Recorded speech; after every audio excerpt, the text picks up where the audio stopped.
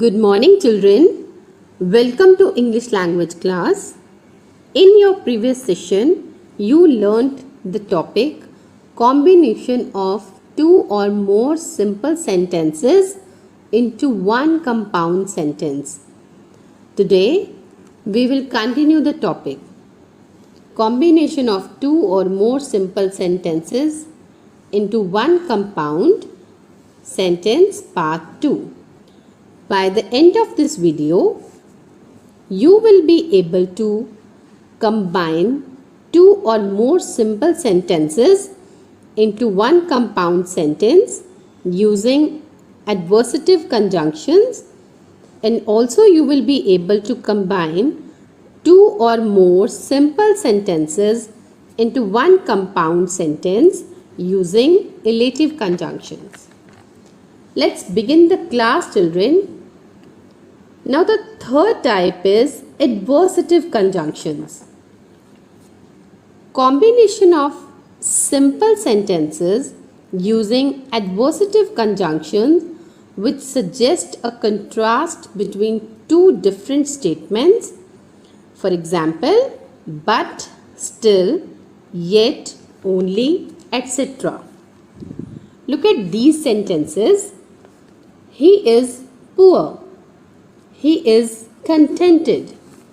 Now both the sentences give us a contrasting or opposite idea. It is not usual for a person to be contented if he is poor, but he decided to remain contented. So these are two contrasting or opposite ideas. We can use conjunctions but, still, or yet.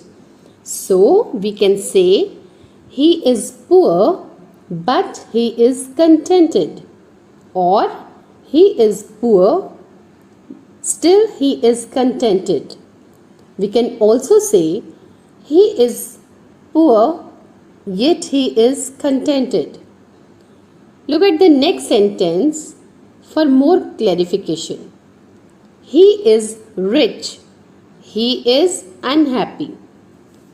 Here again, both the sentences are contrasting or opposite to each other. So, to join both the simple sentences into compound, we can use the conjunctions still, but, or yet. We can say, he is rich, still he is unhappy. Or, he is rich, but he is unhappy. We can also say, he is rich, yet he is unhappy. Let's take up a few more examples. He may slay me. I will trust him. Slay means kill. You can see, children, both the ideas are contrasting or opposite here. So we can say, he may slay me, yet I will trust him. Have a quick short look on the next examples. Wise men love truth. Fools shun it. Shun means leave. Here also in this sentence, we can see that the ideas are contrasting or opposite. So we can say, wise men love truth, whereas fools shun it. We have one more example further. He failed again and again. He persevered. Here also we observe that the ideas are opposite. We can frame sentence by using coordinating conjunction nevertheless. So we can say, he failed again and again. Nevertheless, he persevered. Let's proceed to the last type, that is elative conjunctions. Combination of simple sentences using elative conjunctions which suggest that one statement stands as a consequence of another. For example, therefore, so, for, etc. Let's read the examples. He was found guilty. He was hanged.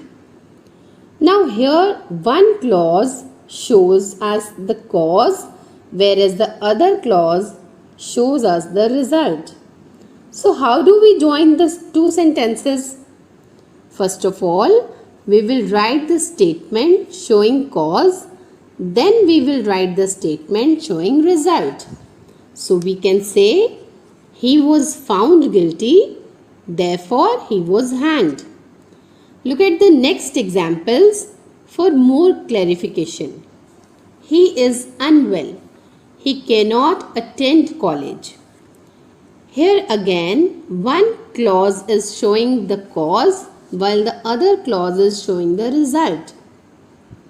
So, we can say he is unwell, so he cannot attend college. See, we have used the coordinating conjunction so to join both the sentences. Further, we have he will die one day, all men are mortal. Here we can also say he will die one day, for all men are mortal. The conjunction for means because, but keep in mind because is a subordinating conjunction, whereas for is a coordinating conjunction. If you are to combine two simple sentences into one compound sentence, use for, and if you are to combine two simple sentences into one complex sentence, use because. So, this brings us to the end of today's session. I hope children you have understood what are subordinating, coordinating and the types of coordinating conjunctions.